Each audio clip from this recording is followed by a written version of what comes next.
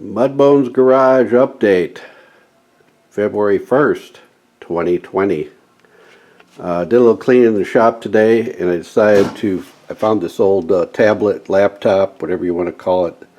It's more of a tablet. I used to use this for home inspections. Bought it in 2004, used. Paid a lot of money for it. It was a top of the line deal, and I used it for several years until the main battery had an auxiliary battery that snapped on the back, and it went bad. And the internal battery would only last for about an hour. So what happened is I couldn't use it anymore unless I plugged it in. So I went and replaced it, and I just kind of forgot about it. It's an old dog. It's got Windows XP. I can't even get on the internet with it.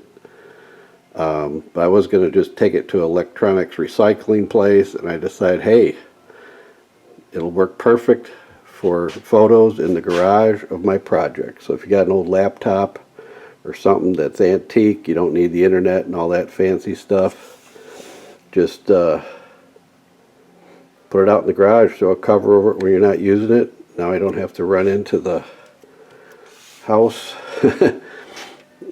and Mama get mad at me.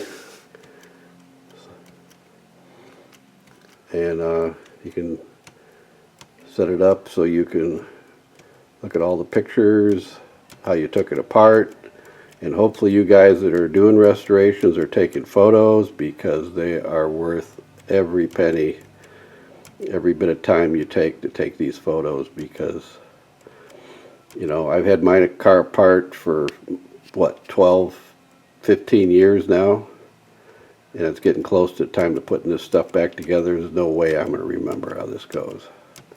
So it's kind of cool to have all these photos right in the garage.